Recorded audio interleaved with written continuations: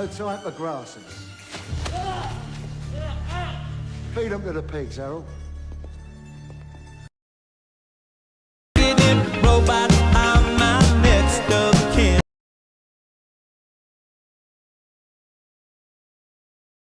Everyone's out to catch the 88 Corona. With twin cam, 16 valve performance, it brings a new level of power to luxury. The new 88 Corona, the car everyone's out to catch.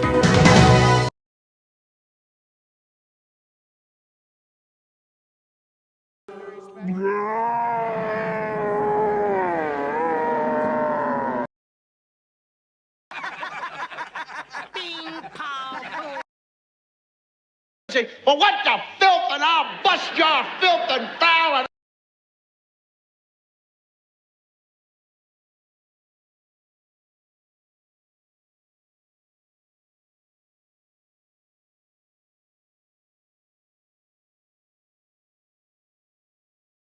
Yeah, degrade myself, huh? I don't think so. Homie, don't play that.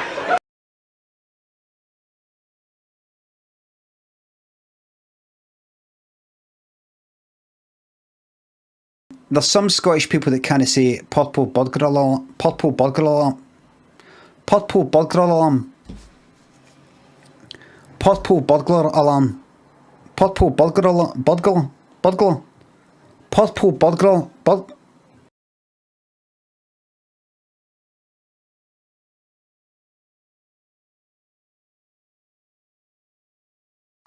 you quite certain, Mr. Quigley, that you wouldn't like the bucket a bit closer?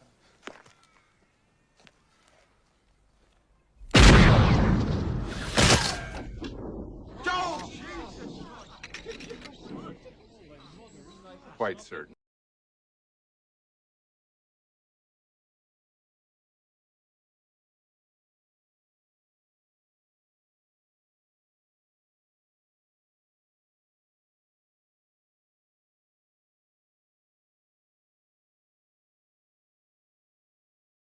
Well, you'll have plenty of time to live in a van down by the river when you're living in a van down by the river. Now, you kids are probably asking yourselves, hey, Matt, how can we get back on the right track? Department of Energy National Laboratories here in the U.S. And when we think about facilities like CERN in Switzerland and FERMILAB in Illinois, those are just the laboratories that are well known.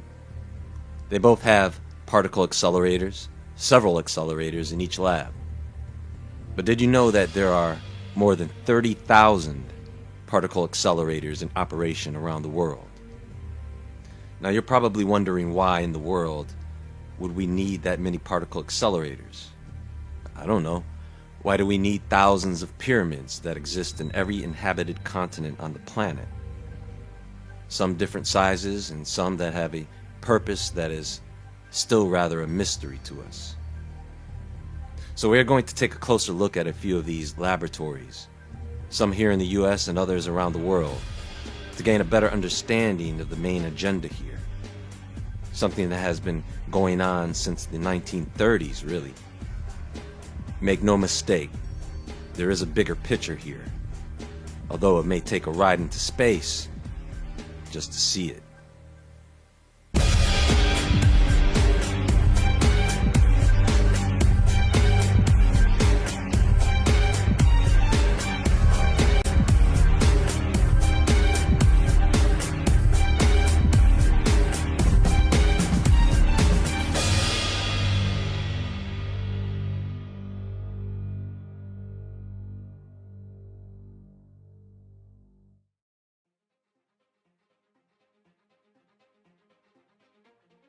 If we look at the Department of Energy's U.S. National Laboratories at a glance, we can see that there are 17 spread across the nation, some near major cities.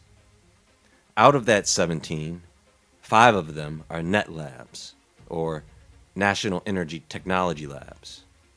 In 1910, Congress passed the Organic Act, which authorized the creation of U.S. mines to, quote, increase health, safety, economy, and efficiency in the mining, quarrying, metallurgical, and miscellaneous mineral industries of the country. Basically, these labs focus on fossil energy research and technology. And you will find these labs located in Oregon, Pennsylvania, Arkansas, Kansas, and West Virginia. Many of the other laboratories on that list are home to particle accelerators, but they are not the only ones. In fact, this is not the complete list of laboratories that may have this technology. In the US alone, there are 34 labs that have these accelerators. Now, of course, I am not going to go through each one, but I will try to provide you all with an overview of the experimentation happening right here in the US. Aside from particle physics research, there are several purposes for building and operating an accelerator, such as developing beam technology to fight cancer, for killing bacteria, for developing advanced materials for products like shrink wrap and diapers. They are even used to develop better fuel technologies for vehicles. So there are often multiple functions for many of these accelerators, as there are several different types. But before we get into that, understand that the location of the accelerators is key. With 34 accelerators in the US, there is a very good chance some of you may have been standing above one without even knowing it. The Stanford Linear Accelerator Center, or SLAC, has a linear accelerator that runs underneath Interstate 280 in California. Anyone who has ever played football, soccer, or lacrosse at Cornell University was playing 40 feet above an electron storage ring. A circular accelerator that produces beams of X-ray light. We all know that there are quite a few neighborhoods above the LHC at CERN, and they are working on expanding that. Not only does the location of these accelerators matter, but their size as well. In the 1930s, physicist Ernest Lawrence and graduate student Stanley Livingston created what is known to be the first circular accelerator. But it was less than 5 inches in diameter. At that tiny size, it could produce up to 80,000 electron volts. Then they were able to build one more than twice that size, producing 1 million electron volts. Just to give you an idea of the power in that voltage, the LHC can accelerate protons to 6.5 trillion electron volts. So of course, that's not good enough, and they want to go bigger with something that is already 17 miles in circumference. But now that you know how many electron volts the LHC can produce, the highest energy produced from an accelerated particle that has ever been observed is around 300 million trillion electron volts. And as far as we know, an exploding star could not accelerate a particle to that degree of energy. So the source is still unknown.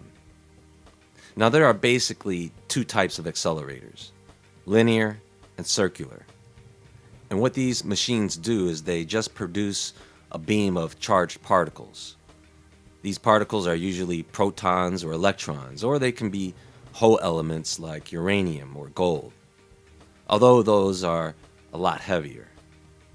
So what they do in the case of a circular accelerator is they propel a particle through a circular pipe using magnetic energy. And with each pass, the particle strengthens its electric field, and the particle moves faster. They keep it going around and around until it reaches the desired speed. Then they take a target from a piece of foil to another particle and put it in the moving particle's path and observe the collision through one of their detectors. The data tells them what particles were produced and the radiation produced. And with this technology, they can aid in the development of a few things. Here in energy.gov it reads, how have particle accelerators improved consumer products? Worldwide, hundreds of industrial processes use particle accelerators, from the manufacturing of computer chips to the cross-linking of plastic for shrink wrap and beyond. Electron beam applications center on the modification of material properties such as the alteration of plastics for surface treatment and for pathogen destruction in medical sterilization and food irradiation. Ion beam accelerators, which accelerate heavier particles, find extensive use in the semiconductor industry, in chip manufacturing, and in hardening the surfaces of materials such as those used in artificial joints. And there are several medical applications for this technology as well. So let's take a look at the bigger picture here. So CERN, as of right now, has the largest accelerator. In other presentations that I have done about CERN, I briefly discussed the possibility of using this technology for shielding. Well, there was an article published in Popular Mechanics. Mind you, this was published back in 2015. But this is interesting. CERN is creating the spaceship shields of the future. To that end, scientists there are testing the use of magnesium diboride superconducting magnets. The magnets are used in the Large Hadron Collider to create ultra-bright particle beams at a low temperature. Used in spacecraft shielding, they would create a sort of magnetosphere around the craft, likely the Orion capsule, simulating one of the mechanisms that prevents radiation exposure on Earth and in the upper atmosphere. The magnets would be coiled within the body of the craft, surrounding it with an artificial magnetic field. So, as myself and several others have stated in the past, the technology used in the LHC, namely their superconducting magnets, have the capability to create an artificial magnetosphere here on the planet, as they would have to test this concept here first. And if their magnets have the power to deflect CMEs or cosmic radiation, they also have the power to disrupt the current magnetic fields that exist naturally. We also know that CERN wants to potentially open a doorway and make contact with another dimension. Their scientists have mentioned this before. Researchers at Large Hadron Collider are confident to make contact with parallel universe in days. Now, one of the physicists behind this experiment, Mir Faisal, clearly stated, "We predict that gravity can leak into extra dimensions, and if it does, the miniature black holes are produced at the LHC.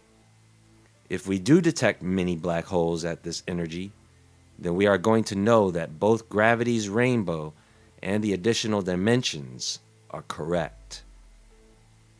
But see, folks, they are not trying to test the theory of extra dimensions. They already have the evidence of that. They are trying to tap in to another dimension that they know already exists. Faisal and his team, their job is to study miniature black holes and gravity. And these two things are not only important for opening doorways, but for time travel. The reason for the information presented in this edition of what CERN is doing is to give you some insight into some things you may not be aware of, especially in your own backyards. There is no doubt in my mind that these experiments being run in a few of the thousands of particle accelerators around the world are not only affecting the physical environment, but are also affecting people living near these facilities. How many factories and plants have been built over the years that have polluted and devastated communities due to their lack of transparency and greed? And what they are doing here is just a simple lust for power. Oh, they are building that FCC, the Future Circular Collider. 100 kilometers of magnetic pumping, particle charging, opening the gates to hell power. Can't wait to see what happens when they power that bad boy up. I guess we'll have to stay tuned. There is more to come, folks, and more madness to discuss. Until next time, be sure to visit woodwardentertainment.com and the Woodward Entertainment